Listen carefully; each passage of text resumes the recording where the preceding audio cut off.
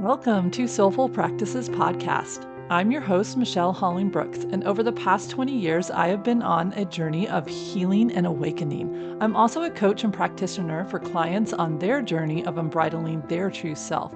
The number one question I'm asked is, what meditation or practice will help me reach my goals? While there is no one meditation or secret mantra that will unlock our own awakening, there is a doorway that will lead us there. And that's the doorway of learning and cultivating the skills of self-reflection and contemplation. Each episode of this podcast offers you pocket teachings and practices that you can implement right away to help you courageously connect with living your authentic soul-led life. Let's dive into this week's episode.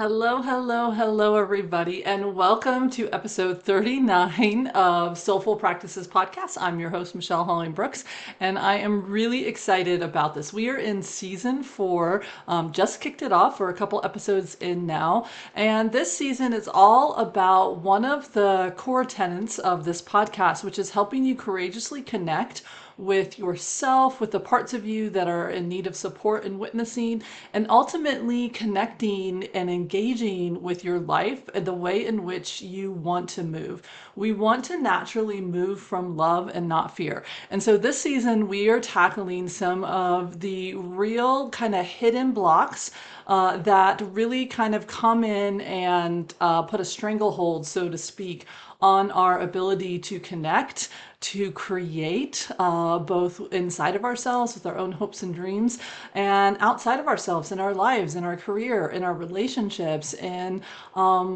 things like even like our home environment, creating a home that nurtures us and supports us, even if we're on a budget. I like to say to clients all the time, like, hey, if you don't have an influx of cash or time or treasures, or even like, oh, I'm naturally gifted at it, of talent, like there is something that we can do. There are action steps that we can take that can bring us into a greater sense of satisfaction, a greater sense of magic, a fulfillment, and really courage to be living the life that we are being asked to lead from inside of ourselves and not out there in the societal world of what it looks like to be successful, what it looks like to what you should do to feel happy. You know, so much of our world right now is in that Instagram feed, is in that Facebook post, over there, you know, running through these different social media channels, and is pretty edited and it's made to look good. So in last week's episode, we talked about that self-editing and how it can just really take us out.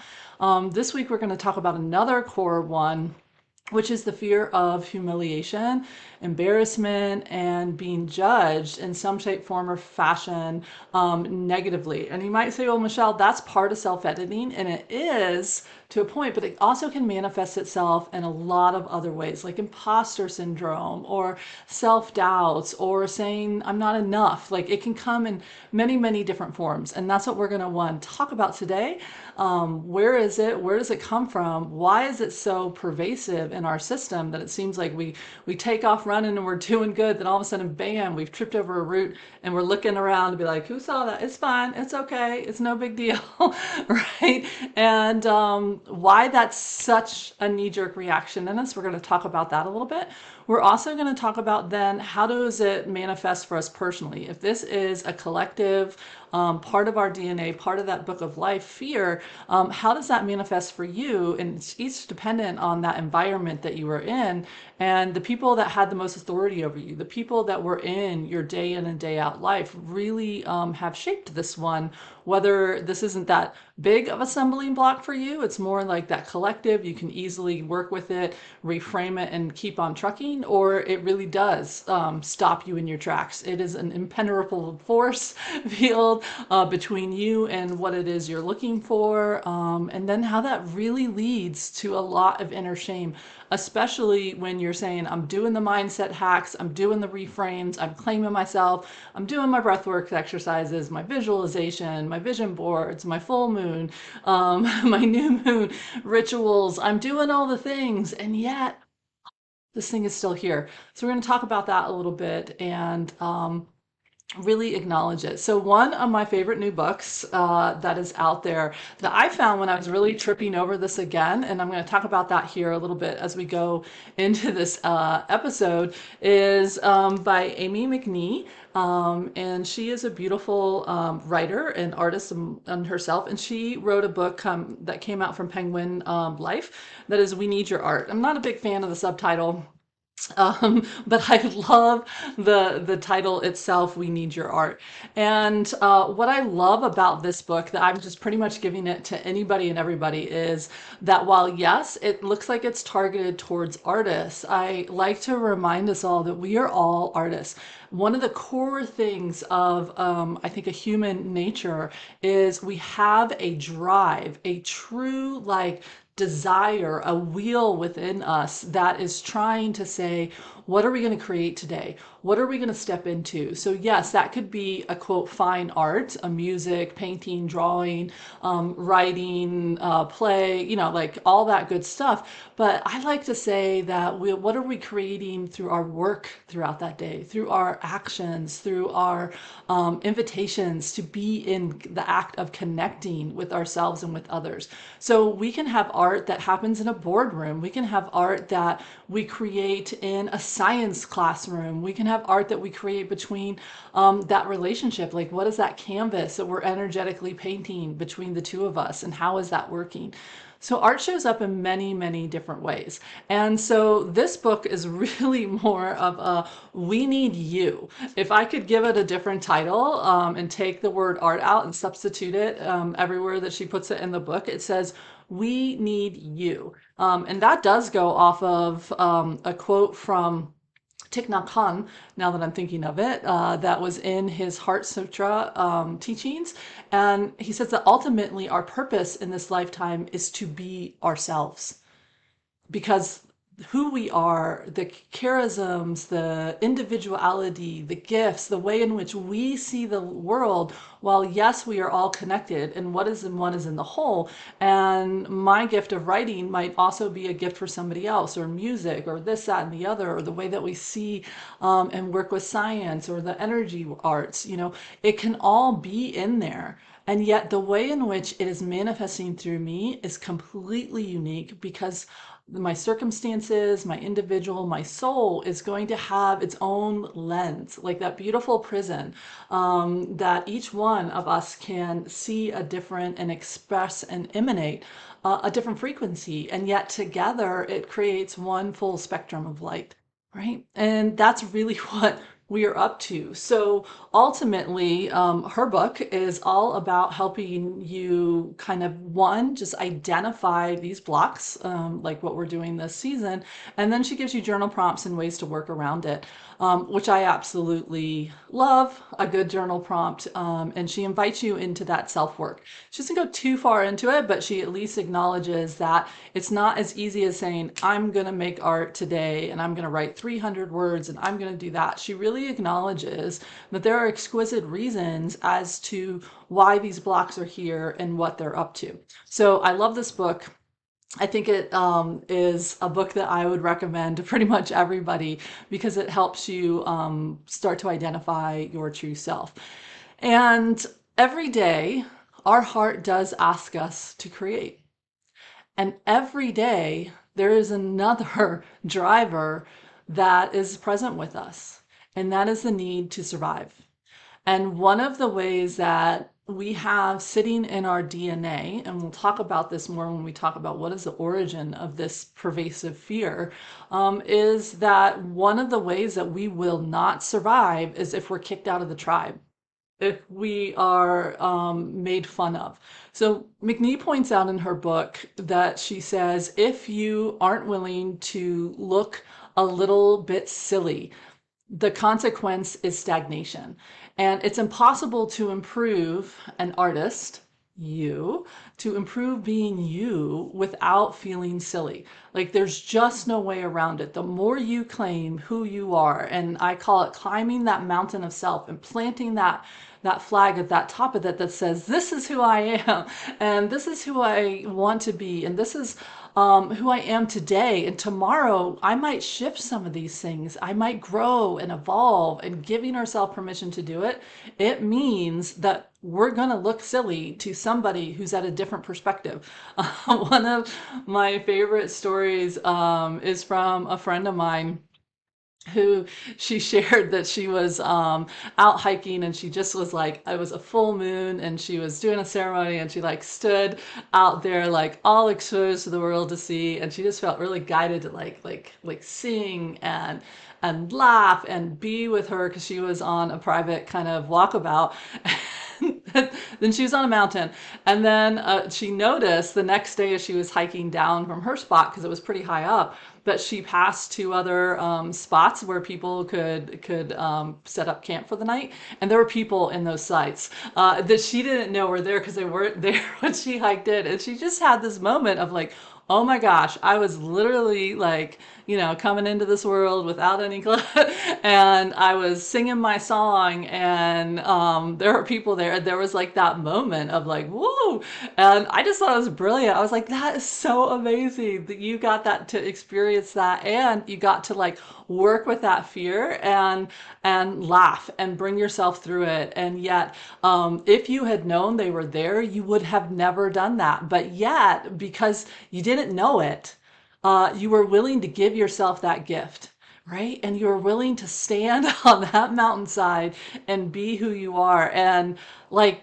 wow, that's ultimately what our heart wants to do. Maybe not a little exposed, but in essence, when we are our true self, when we let ourselves really be seen, or we step out there and we do, even, and we create, and we are who we are, irregardless of what people are going to say, it's like standing, quote, naked. Like a lot of mystics say, stand naked before the divine and all those other things. It's because we're just taking off those trappings and we're saying, this is me. No dressing it up, no putting on airs, no like having like, ooh, this is who I want to be. I'm put my costume of Michelle on, is what I used to call it. And I had tons of different costumes depending on who I was meeting.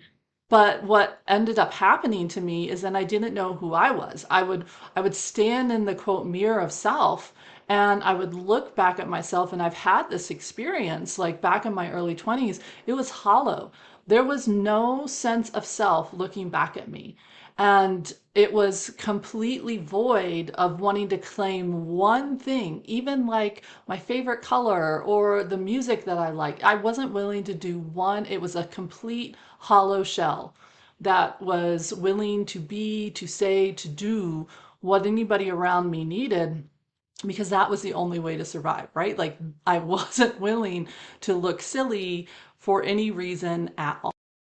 So let's break this down a little bit more, because like I said, if it was as easy as a mind hack and saying, okay, I'm just not going to care about looking silly, and I'm not going to be stagnant. I'm going to create what my heart wants me to create each day.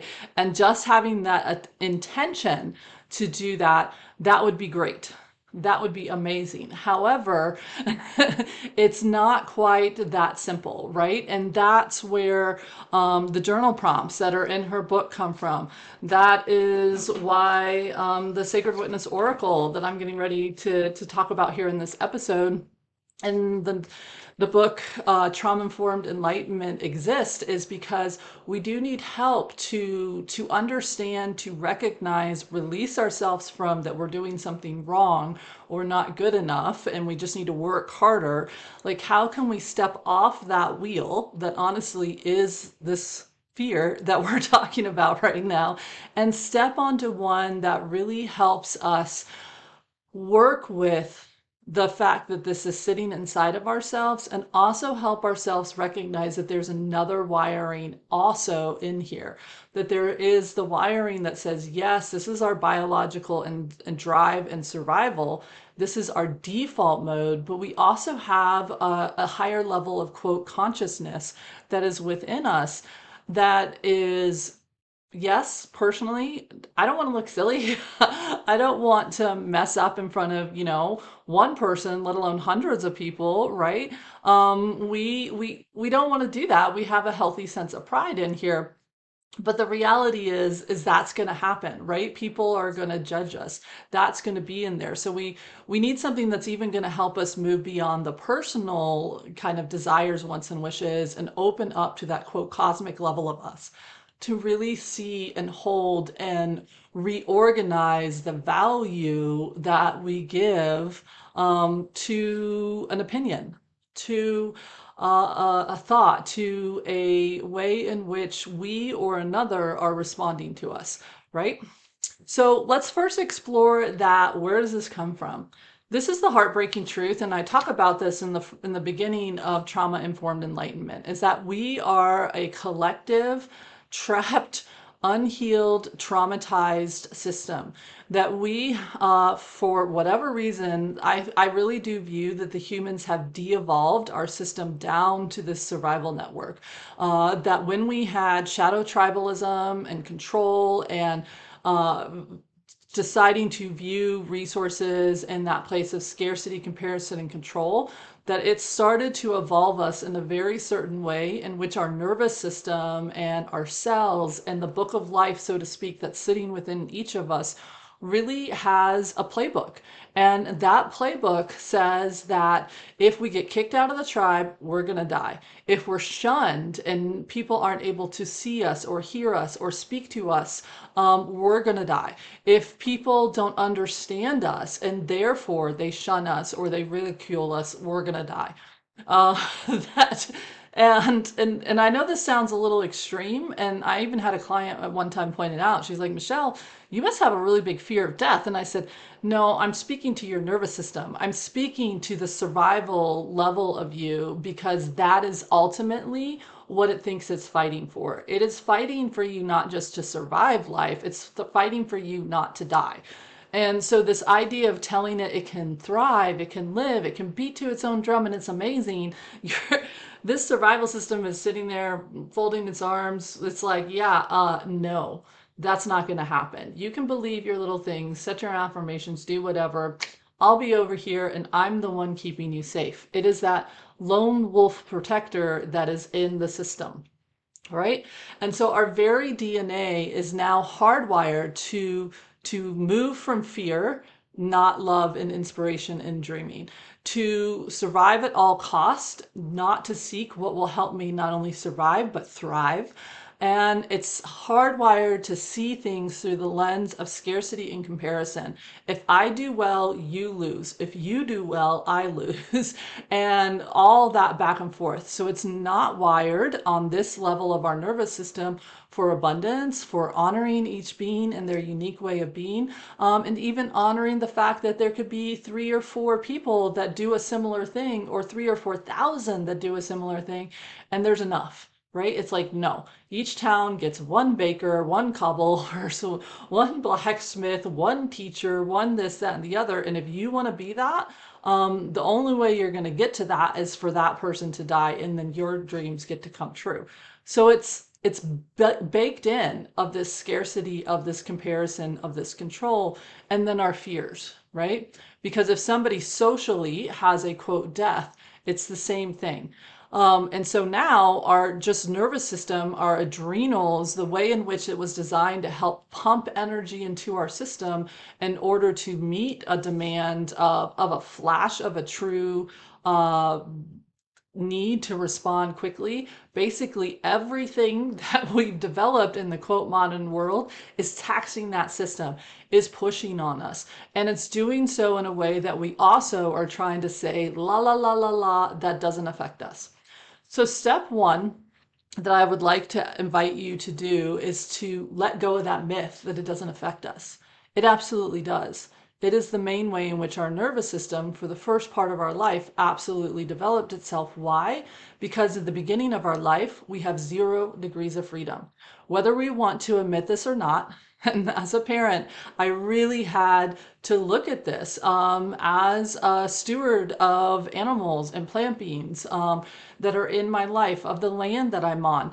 It really truly only has a voice if I give it that voice, if I honor their beautiful essence as a sentient being, if I allow them to have their own independent thoughts, feelings, ideas, ways of being, wants, questions, concerns, confusions, if I allow them to truly tell me what they need and what they don't need, irregardless of what I want or I think or what I have or haven't done. Like, how much true freedom of voice am I willing to give the things that are, quote, under my stewardship in this world? And for most of us as little kiddos, that degree of freedom, one, our parents didn't know a lot of this stuff. And so they were just running off of this book. If I feed you, if I clothe you, if I house you, and I help you get in the right circles with the right people, and I tell you what potholes to watch out for, I've done a good job, right? But that's based off of their book. And then some of our parents have like unhealed trauma in their system, so they can't see even their own needs, wants, and wishes, let alone somebody else's. And so the way in which our true sentience was honored in that lifetime of our early world is pretty darn limited, spotty at best. And if you fall in those beautiful ones where it was, then really take a moment and send some love and gratitude to whichever being helped you see that your thoughts, your ideas, your emotions, your concerns, and your thoughts were worthy, right? And the next piece then that goes of if we make a mistake. So how much tolerance was in your world for trying and doing? And when did that tolerance go away? So for many of us, maybe that tolerance existed while we were first learning to roll over or to walk or to crawl. When we were first learning to talk. But maybe that window of tolerance that people had for us to just try to figure things out started to get smaller and smaller and smaller. I told you your ABCs yesterday, you should know them today. I told you not to touch that and you touched it again. You know, I told you to watch yourself and be careful in here and you knocked over a vase. And now I feel embarrassed. And so now I'm going to make you feel embarrassed. And it just passes through from one person's fears, ruling them, being passed off to the other. And now the other, us as a little being, are responsible for it. These are all the subtle ways in which the collective fear of humiliation, I'm going to die, is given, unfortunately and heartbreakingly, passed to us both explicitly and implicitly. It's all over the place.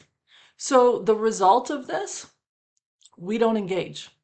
We don't live fully. We don't move when our heart asks us to move. The idea of being able to move from love, to move from joy, to move from inspiration, to pass the wheel, so to speak, off to our heart and to our soul, to really create with that which what in that moment, that inspiration comes to us, the dreams, the timing, all of that, we hold it back. We quote bridle it up. The name of my nonprofit organization is called Unbridled Change. Like, can we take off all these strappings that we have on ourselves and let ourselves change? Let ourselves change from the original stories of our childhood. Let ourselves change from the stories of ourselves, of how we came up to deal with that. Let ourselves change from the societal norms that are just truly no longer serving. Not sure they ever did, but just really can't keep going. Like, can we take off these ways that we are reining ourselves back in, trying to wrestle ourselves from the movement that our heart is trying to invite us into? We don't do it because we honestly don't want to be annihilated. So that fear of humiliation, of looking silly, leading to stagnation, like Amie McNee says, you can kind of get it, right? And you can get why just putting in an affirmation, I'm going to do it today, and you have every intention to do it. And you're like, this is happening. You're talking to the mirror. We're doing this. We're doing this. And you walk into that boardroom and you go to open your mouth and it's crickets. And then next thing you know, you're editing, like I talked about in the last one. This is why. So we're going to go one layer deeper in this one. So episodes 37 and 38 of this season started to peel back to soften this attachment. This one is really at the core, right, of what really gets us to start to put those strangleholds on. So what does this play out like in our personal life now, currently? It looks like, well, my idea isn't just right. I don't want to share it yet. I don't want to like kind of like even put it down on paper for myself yet because it's not fully baked, right? Or that inspiration is really silly. I mean, somebody else can do that so much better than I can. I have this dream. I know I'm going to do it, but the timing is just not quite right. I need the people around me to understand and accept it. So I need to craft the perfect statement that when I share my thoughts, my ideas, my musings, people will understand it. Or I have to find the perfect tribe in which to allow this to be there, right? This idea of I need this perfect circumstance, this perfect environment, this perfect tribe of people in order for me to be able to engage, in order for me to be able to create, in order for me to be able to move into the change and the desire or the growth that I'm looking for. It just has to be the Goldilocks moment or the promised land thinking of the just right. And I hope as I'm saying this, that your system is going, yeah, Michelle, I don't think that's a real thing. I think that's a myth. And that's exactly right. It isn't a real thing. It is a myth. Why are we holding on to it? Why do we have these different thoughts when they pop up with us, even though intellectually and on a heart level we know they're not true? Is because our nervous system is seeking a felt sense of safety before it's willing to leap.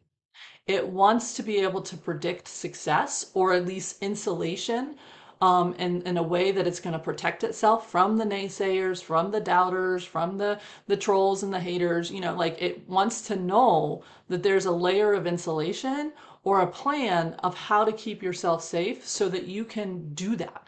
You can show up in that. And work that way. So a little sidebar, I'm going to try not to geek out too much about this, is that our nervous system feels a felt sense of inner safety and when it can predict the environment, what's going to show up in that environment, and it feels really confident that it has a set of responses, behaviors, ways of meeting that prediction that's going to help you out the best you can. At least not get your head chopped off. At least on a good day, if everything's going askew, just keep you off the radar screen. And on a great day, actually let you ride that wave of whatever it is that you can predict in there. If we feel that we have within us that ability to meet the circumstance that we predict is going to happen from our own inner world, then we feel a felt sense of safety. We feel a felt sense of courage, and we feel a sense of stability. Now, here's the kicker. You might notice that what I never said was that I liked the way I could predict something. Our nervous system doesn't care if the way that we can predict the world is something that meets our personal wants, wish, and desires. If it feels good to us or it feels bad to us, it really couldn't care about that. It's totally neutral about whether we like it or not. It just says, do we know what we need to do to meet the demands of what we think is going to happen in that space? So it's just predictability. So this idea of what do I have of a felt sense, it truly is as simple and clean as do I feel that I have the skill set and the confidence in that skill set to implement that, to hit play on that in my system, which allows me to meet the circumstances that I think is going to happen when either I walk into that room or somebody else walks into that room, either one. If that's there, my nervous system actually feels a sense of calm. It feels a sense of ease. It feels a sense of courage and ability to meet whatever that is, right? But if our protective system is unsure, or it feels like it's given a new set of circumstances that it doesn't have a proven, predictable way of responding to in a way that will elicit at least somebody not seeing me on a really squirrely day, or somebody being like, wow, you're amazing on a good day, then we feel a sense of inner anxiousness, right? Our nervous system cues us that there is danger around us and we don't have within us the resources to meet that danger.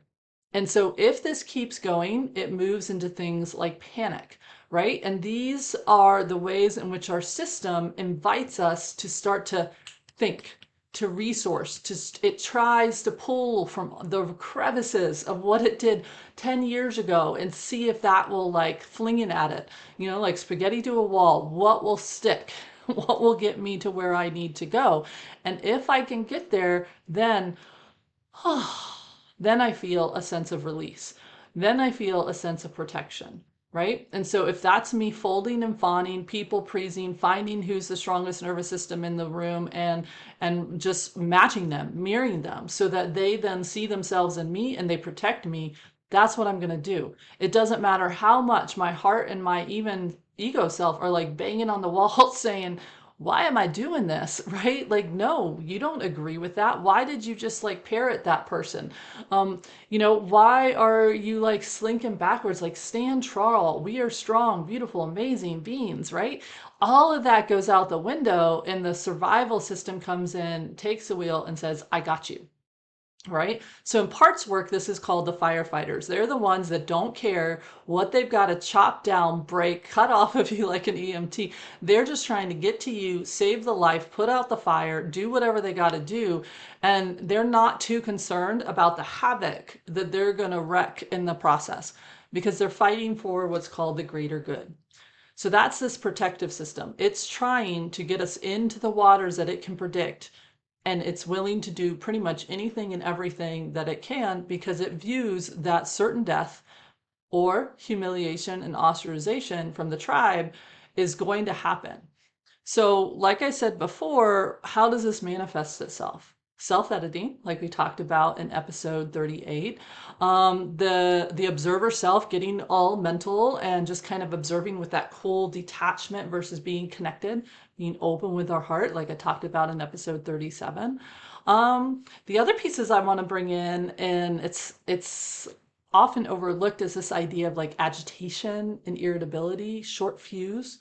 And you might be like, well, Michelle, how would that help me? Well, because it gets people to back off. If I'm irritated and I'm agitated and I can kind of have a fire flash, so to speak, the people stop having that judgment and they back off, right? They're like, woo, let's just leave her alone. Okay, that was a little too touchy. They like, they'll back down usually from a flash of anger because their own protectors will do that. So that could be a huge adaptation that our system goes, oh, that works. Let me use that, right? Because again, they're not caring about what I call sacred ground. They're willing to do whatever they need to do to keep us safe in their eyes. This could also manifest through depression, lack of a drive. Like, I call this the lackadaisical, the nonchalant, and that defective, protective way, right? Like this really trying to unplug us, turn the volume down, almost like a wet blanket. I had one client describe it that way. That's just kind of over, or an insulator, right? Just slightly separating you from that inner desire, that whisper, that desire to create, or that feeling that's going to come from we need you, right? Or we need your art, as her title is. It's going to back us off and disengage us from the creation that we feel bubbling up. So the water element within us has to come from that fear, that hopelessness, and kind of tamp down the fire element within us of what we want to create and share and express and be in that movement of, right? Another way this can manifest itself is where the body has, because the dial is turned down, just it's too much separation in the body, and that can look like illness and disease. So sickness protectors can have subtle shame on them in a lot of the new age world of healing and spiritual arts, because they're like, oh, you created your illness because you weren't willing to take on a fear or this, that, and the other.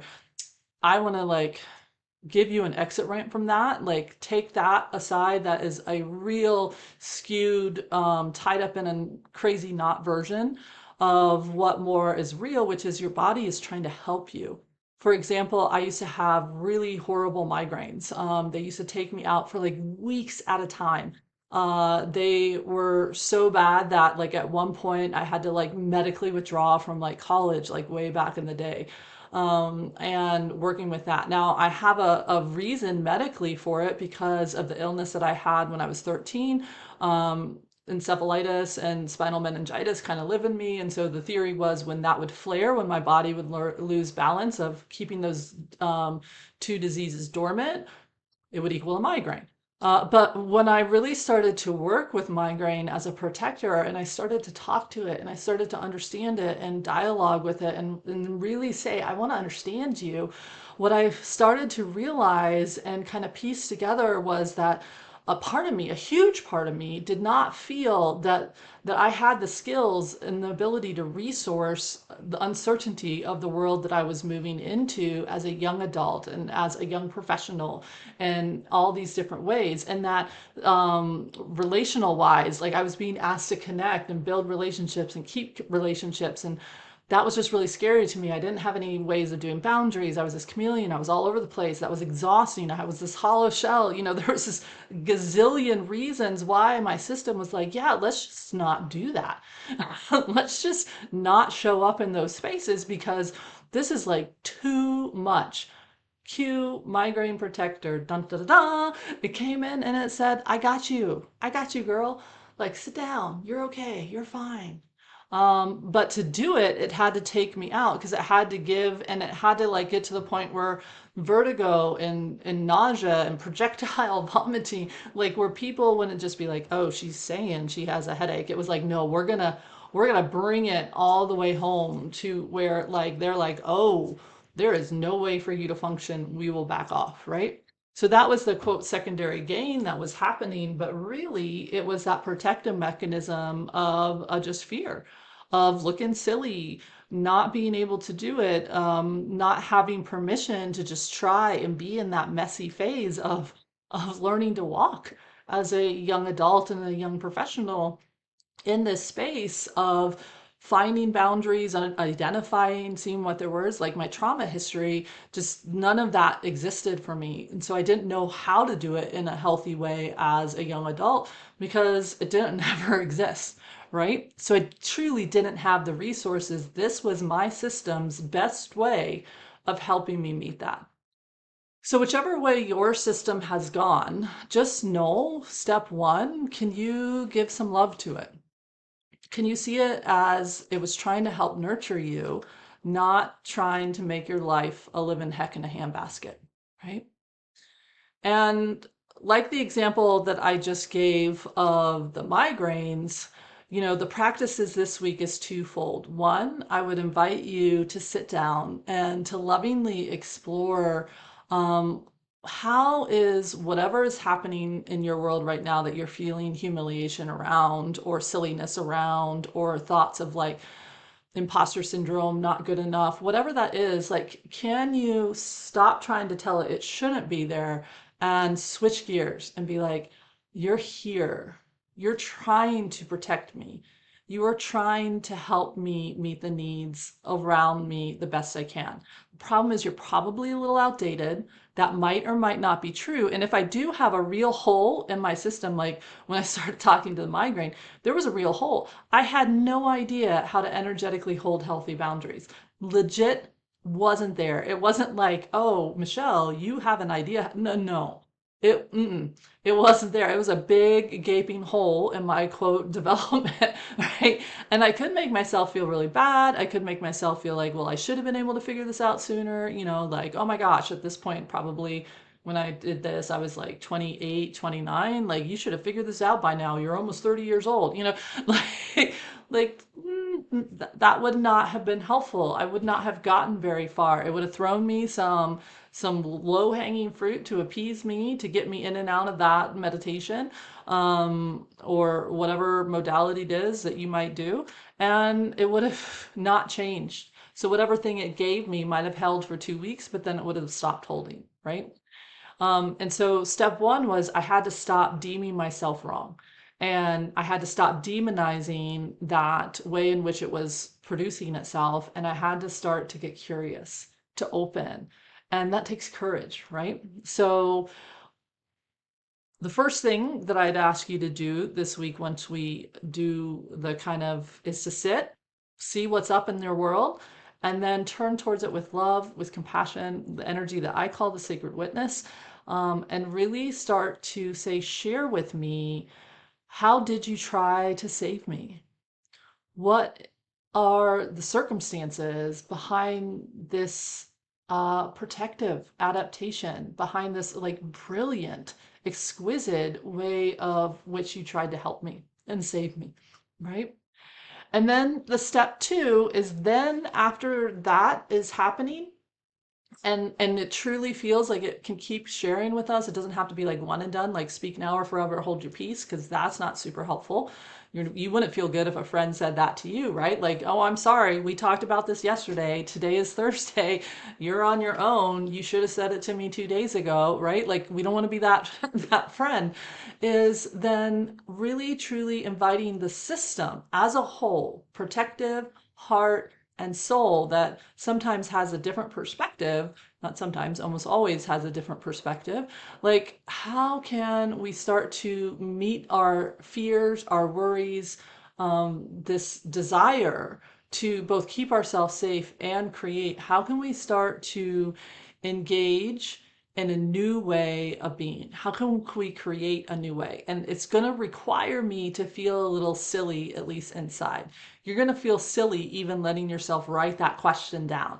And that's why I love that McNee points that out, because it really is like, can I let myself internally, in my own journal, in my own whatever, feel silly? That's why we had to take on self-editing before we could do this episode. There's always a motive to my madness of how these roll out, because we this is an inner job first, and then we'll come out of the cocoon and work on hitting post on a blog post, or hitting send on a text to a friend with a conversation that you've been avoiding, or wearing that jacket in your closet because you love everything about it, from the texture to the color to the print, but you didn't know if like somebody else that you dearly love would be like, that's a choice.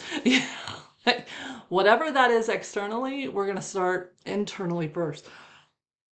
Oh, there's something there with that one. Okay.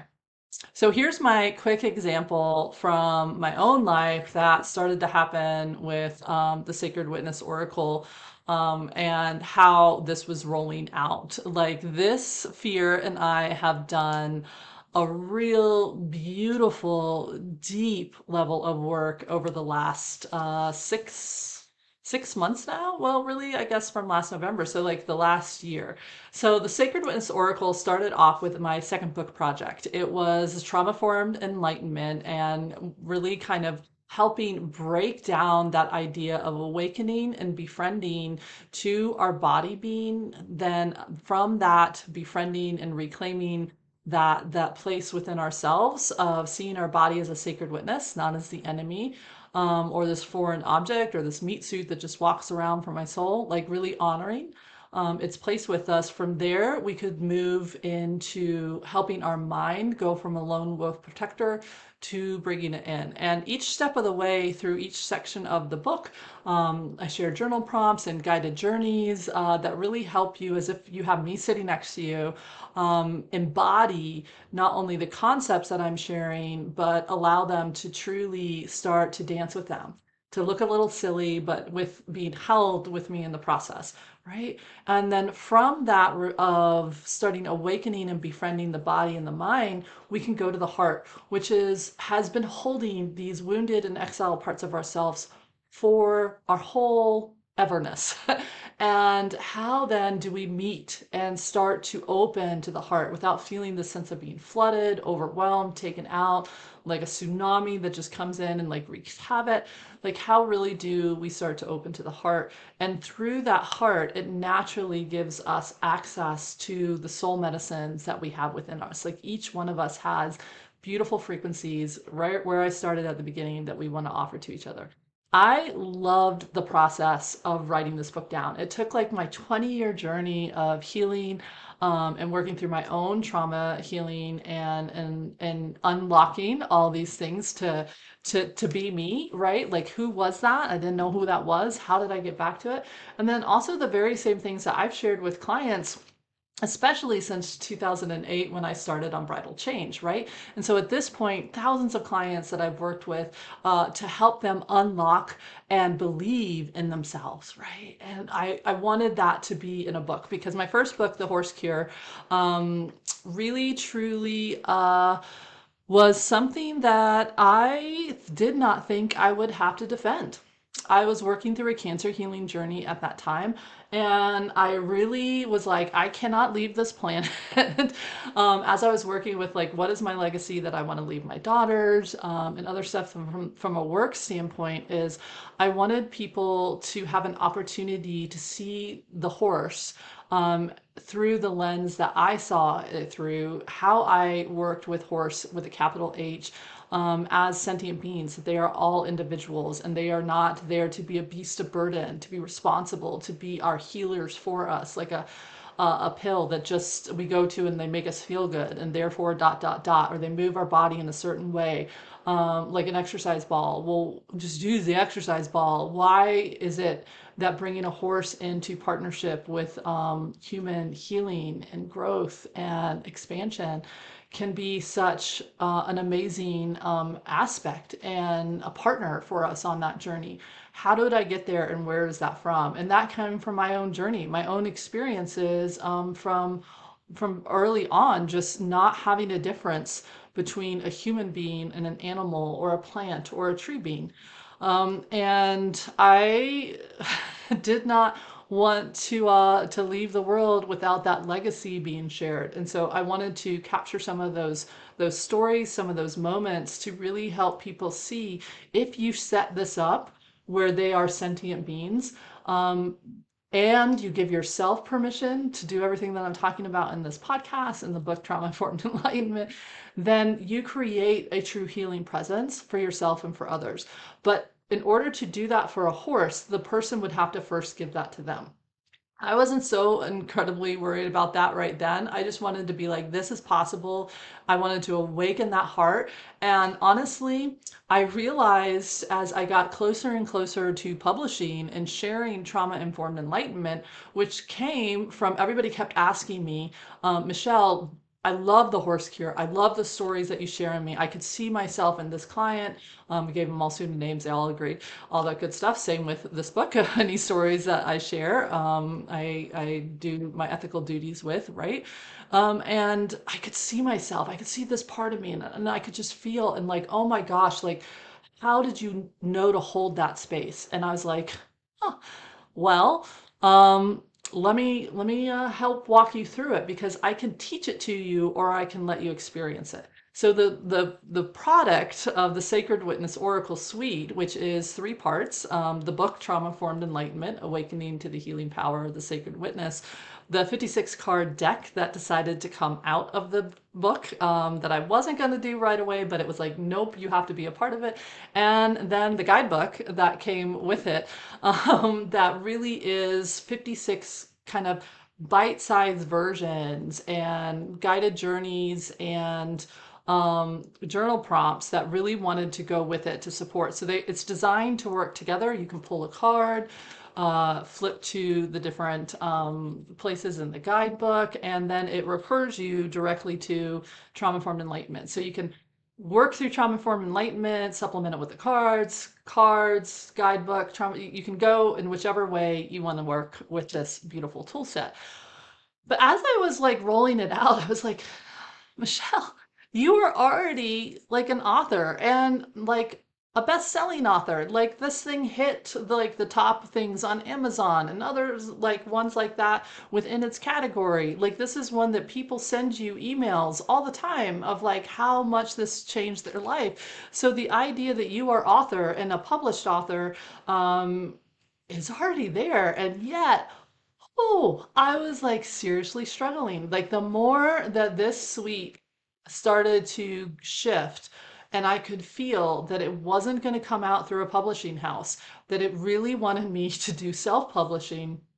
The more that started to come forward to me, the more I started to the fear of humiliation. I started to realize, like, wow, what is it about the horse cure? And I got really curious that I didn't have any of this with, that is just like almost debilitating. Like literally, I almost like pulled on the whole thing and plugged and was like, well, I'll eventually get to the deck and I'll eventually get to the guidebook, and let me just give myself permission to have 2, maybe 3 more years. Like I was building in time in my head, right? And the Sacred Witness Oracle is like, no, Michelle, like let's keep going. Let's keep doing this. And then that thought just kept coming in my head. What was the difference? And I realized that the difference was I had zero fear of humiliation with the horse cure because I didn't think I was going to be alive. Truth comes to shove, like there was a part of me that was holding on to that coyote medicine that I call it, that even though over here I had really felt like heal behind the cancer, keep moving, there's work for you to do, like that was there. There was this other part of me that was completely attached to this lifeline over here that was like, yeah, just write the book. You won't have to defend it. You won't have to do anything with it. It'll be out there. It'll be its own voice. It'll be its own separate identity. And honestly, that is the way the horse cure feels to me. It's a very separated thing that I'm like, I just shared it. I was the mouthpiece. There it is.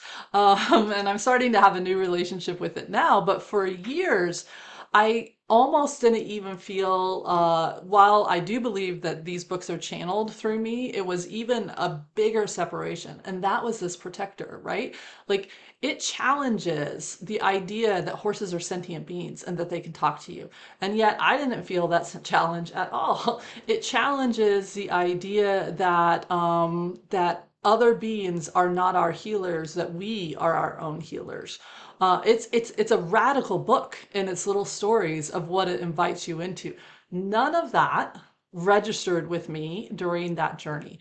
And it's kind of crazy to me when I started to really look back, I was like, wow, this like little inner trickster energy that was happening with me in the light really protected that whole thing so that it could be born and it could come out there despite my own system.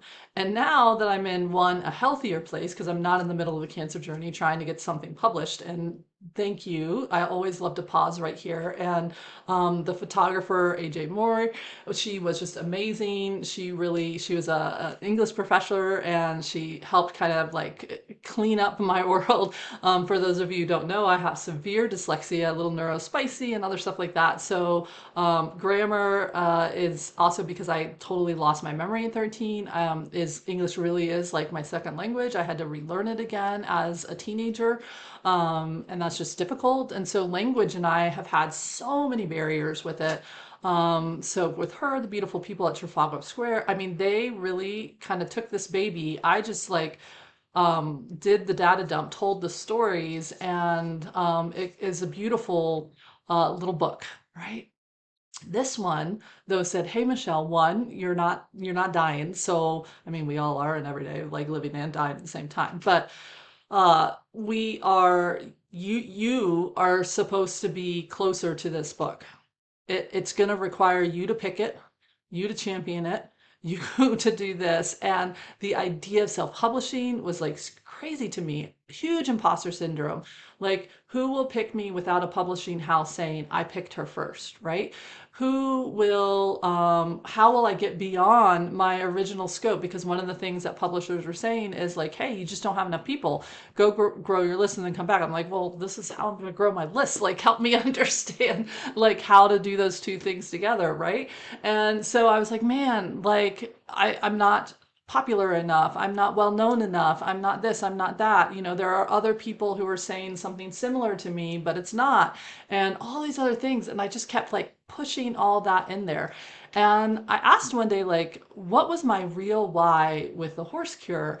And it was that was willing to put all of that aside truly because my why, my heart's desire for people to introduce themselves to themselves through the idea of seeing a horse differently, and seeing what a partnership and a human could look like differently, that why overrode everything.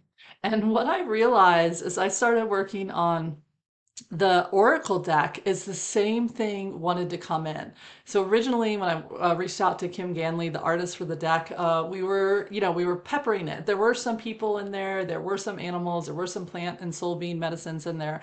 And it just came in one day that this is the why. Like, again, just like it's really hard for people to hop over that original thing that I talked about, that wiring that's in our system.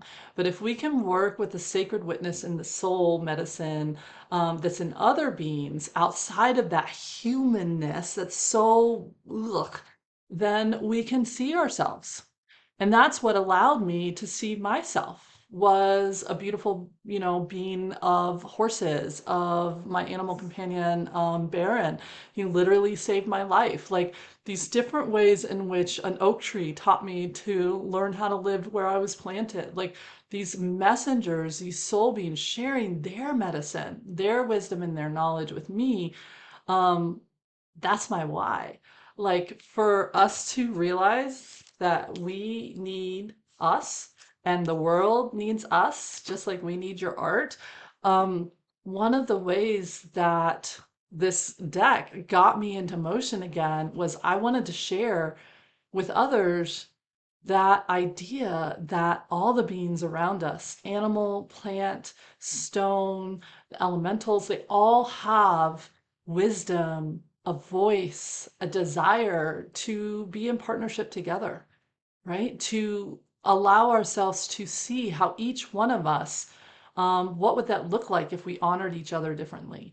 And if I honor that being, the as above, so as above, so below, what is in one is in the whole. If I honor that sentience in you, I have to honor that sentience in me, right? And therefore, the trapped trauma and all this weight of this de-evolution, it starts to soften, to release. And all of a sudden, that why of wanting to share the deck reminded me of what was in trauma informed enlightenment, right?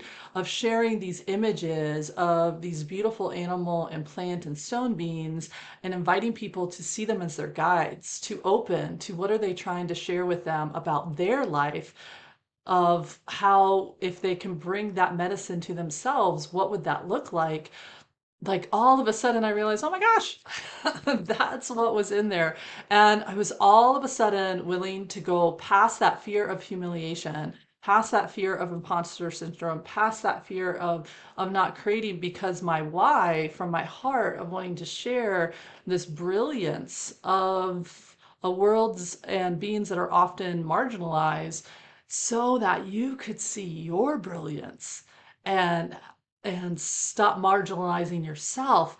It just lit me up. A fire went underneath me, and it was like, this is happening. So from November of 2024 to now, that fire has been fueling me. And each time those fears of humiliations, those overwhelms, those different ways of being kind of like came in, I was able to meet them with so much love, so much compassion, seeing that as that conditioned self and then inviting it to meet my heart self, inviting it to meet my soul, and then ultimately inviting it to meet me, who I truly wanted to be to those parts of myself and for others, like to be that healing presence. It all lit up and I was willing to move.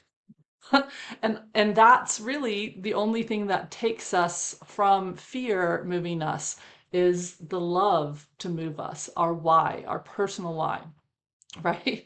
And there it was. So one of the things that I'd like to do is show you a card that really wanted to come forward from this deck and bring it in. And so this is card 54, and it represents the guardian of our power. And this is the sacred coyote or the cosmic coyote, whatever you want to call it. And just feel into to her or him, however that's coming forward from you or they. Just feel into them. So this card is part of a pair. It represents one of the 4 survival archetypal patterns that we all have in common, and it's called the saboteur. And just like the coyote gets a bad rap as a trickster, as someone that comes in there and wreak havoc, takes the easy way out, is all these things. Like that is the shadow side, but that's not really coyote. So feel into coyote again. Really look into his eyes. And recognize that it's not trying to, when we have these fears of humiliations or self sabotage, they're not trying to trip us up, undermine us, cause us tons of suffering, or get us stuck in a feedback loop of hidden shame of why that's there. I thought I had done that practice. Those are lower level emotions. That's not who I am. I'm evolved, blah, blah, blah, all that stuff. While that can be a part of this pattern, this one is in the light, the guardian of your power. And it invites us to really start to recognize that these behaviors, like I said before, they're not trying to rain on our parade, so to speak, or torture us. They're trying to protect us the best way they know how. And that if we can give them a new way, even if it looks silly, then we can step into a new level of power within our system. So when we recognize, when we are ready and at the point where we can see the fear, when we can feel what that feels like in our body, when we can like hear ourselves speaking something that's like a quote limiting belief or something like that, when we actually have that awareness, this is a huge moment that says we are ready and able and at the place to step into a new level of empowerment within ourselves. Meaning that when we do those things, it's not because we're fundamentally broken. It's like, oh, I'm seeing the pattern, the conditioning, the book of just my DNA showing up, manifesting itself, however it is. My job is to pause and see that as an opening, as an opportunity to reorient myself to my real why. Just like the deck came in with a little cosmic coyote energy to help me reorient myself to the why I wrote Trauma Informed Enlightenment in the first place, right? Like, why was that channeled through and wanting to be born and wanting to be a part of it? Like the deck itself, which felt like a whole nother project and taking me off into left field, actually was the one that brought me back to my heart. That's the cosmic coyote and the light. It's a way in which we think something is kind of like a little chaotic and overwhelming and brings us into so many fears and da da da this. I don't know how to do an oracle deck. Why would that come in right now? Why is this so present with me? I have to reach out to an artist. That's more money. That's more this. That's more that. This adds more time. I was ready to produce it. The book was like ready there, edited, ready to go. And now I'm adding a whole two new projects. And actually, I wrote a whole nother book. Well, I didn't, I channeled it, but I was willing to sit down and do it. Like at that time, that can support you in addition to or in place of trauma informed enlightenment. Like, wow, that seems really crazy. And yet, it was the exact uh, magic that was going to help me find my true why within it. That's the way the cosmic coyote works. So let's take a little moment and do a short practice. When I say the word empowerment to you, what are the different, key word here is different, things that you feel in and around your body? And note they don't have to match. So you can feel a sense of expansion, release, standing tall, but you might also feel a nervousness, a collapse. Ooh, I don't know about that. What do you think about that? Or even like a hand up. Again, we are more than one thing, and things don't have to match and they don't have to make sense with each other. Each sensation is allowed to stand on its own. Thought and emotion. Sometimes they do work together in a paragraph, but sometimes they're completely separate. We just want to know what's your body acting as a sacred messenger for different parts of you with the word empowerment. So wiggle, wiggle, wiggle. Let's bring in a new one. That kind of contrasting energy of disempowerment, or that word doesn't really get us there. It's the word humiliation. Where do you feel that in and around your body? What's the story that different parts of you are giving those felt sensations for? Typically, it's a downcast eye, a collapse, wanting to implode, a tightening, brushing it off. No, no, no, no, it's okay. Right? What is that? And then take a moment and feel into this coyote again, this beautiful guardian of your power in the light. What remembrance is Coyote wanting to help you learn to dance with, to remember? For me, it wasn't about logical making sense, everything having to be right or mapped out, or somebody to pick me before I could pick myself, right? It was helping me be able to take leaps of faith, to let go of my attachments to some stories, and ultimately to heal those scared, marginalized parts of me so that my heart and my soul's medicine could move through me and out to others. So when this card, this invitation comes forward, really let it help you remember that the ability to embrace your own journey of empowerment is within you. It's not outside of you. And that's the coyote part, right? Like that's the little bit of trickster in the light energy that comes in, is because we don't believe it's within us, because when we were little, it wasn't. That freedom, that power did not sit within us. It sat outside of ourselves. So unless somebody else gave it to us, we could not give it to ourselves. But that is no longer true. You now have that ability, right? And even though those past protective programs and conditionings try to cut us off from that, we want to lovingly help you be with that, right? And how do I know that that's up for you right now? You're listening to this podcast. You've made it an hour and 5 minutes into this podcast at this point. So if you are here and you're looking at this beautiful coyote in your head, then you are now, this is your sign. This is your confirmation and validation. It is time to pick you. The world needs you. You need you. You are at that place. You are at that level. And it's time to help yourself open up and allow yourself to bring in new resources, to offer that resource through your own heart, inside and out, and that you have what you need if you're willing to soften and take a couple leaps of faith. Because the co-creation that is wanting to come through your heart, whether that be a project, a program, a relationship, a move, a career thing, whatever that is, it's time. And it's calling to you and it's ready.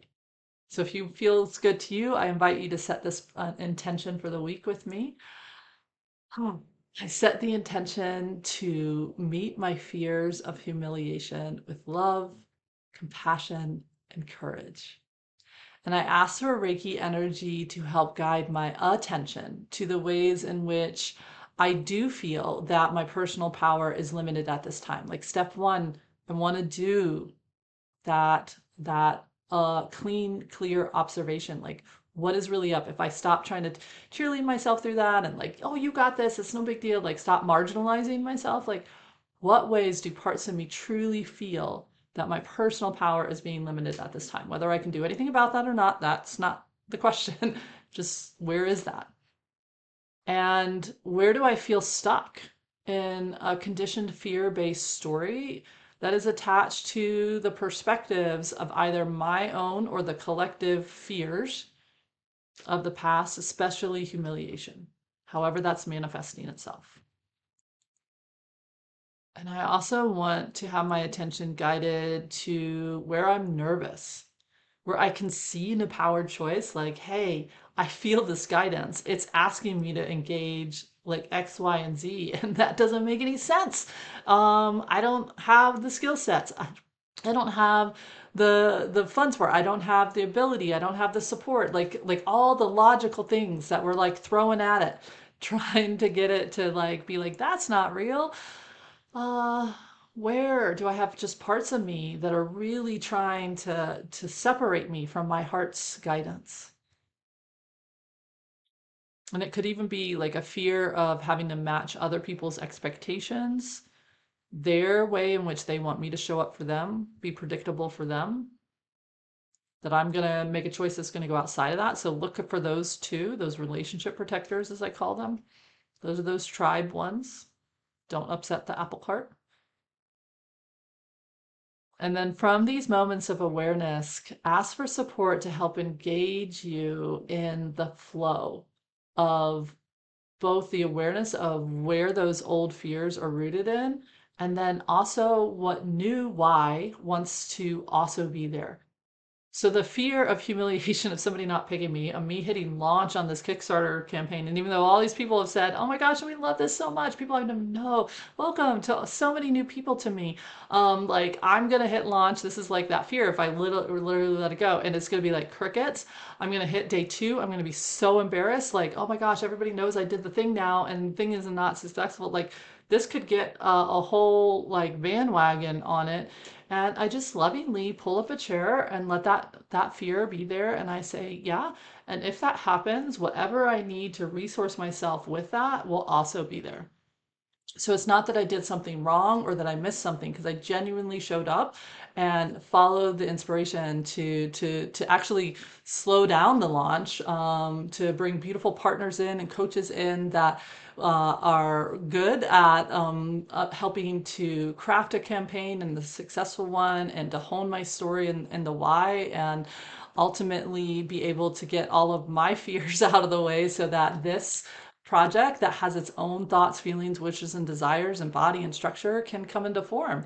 And it wanted to come into form in a way that has a piece of quote ownership with everybody that backed it, right? That all of these hands came together to bring this forward. Not a corporation, not that, but like it was crowdfunded. It came from the sacred witness of everybody coming together, right? And so just have those moments of awareness of the fears can be there, and the heart energy that says it'll be okay. You will find a way, because that what gives our nervous system the ability to feel a felt sense of safety, right? Circling it all the way back around. You might have thought I forgot that. I didn't. And that is that once we truly feel, Sharon Salzberg says, when her definition of happiness is when we have an internal belief that we can resource ourselves either with what we already have inside of ourselves or know how to look outward in a way that we have discernment and ability to move with choices that really do feed us and nurture us, then we feel a felt sense of happiness, irregardless of the circumstances. To me, that's joy. That's not just happiness, that is joy, right?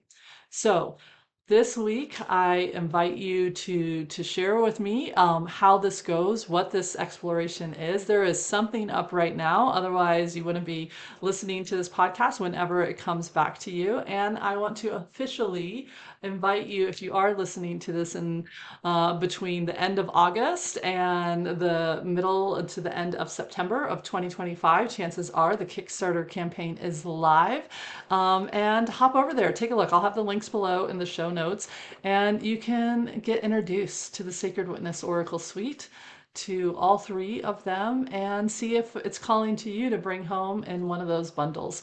It's got so much good stuff. It's all over there. And I know that through this support, this is how this Oracle really wants to come in and start to speak and grow and have its own beautiful life with those that bring it home and partner with it and begin to work with it. I'm so honored to be the channel and the scribe for these works as they've come in, and I hope that they are helpful to you. If you're listening to this after September of 2025, then hop on over to my website, unbridledchange.org, and you will probably find it there or wherever your book choice of is, because hopefully I have, yeah, figured it out how to get it out into all those distributors by then, but it will definitely be on my website, if not on all other distributors as well. And you'll just have to like piecemeal it together through those sites versus the Kickstarter brings it all in bundles together. So offering you light, love, and joy. Thank you for being a part of this journey. Thank you for being you. We need your art. We need you. And you have the medicine for yourself and the wisdom that helps support others too. Offering you light, love, and joy. I'll see you on the next one. Michelle. Thank you for listening to Soulful Practices. For more information on how to work directly with me or one of my guests, check out the show notes below. We'd love for you to also let us know what parts of this episode are speaking to you and how this practice is supporting you on your healing and spiritual journey. Please share this podcast with fellow seekers, travelers. Together, we can create a wave of soul-led beings in this world, offering you light, love, and joy on your journey. Michelle Holling-Brooks. Until next time.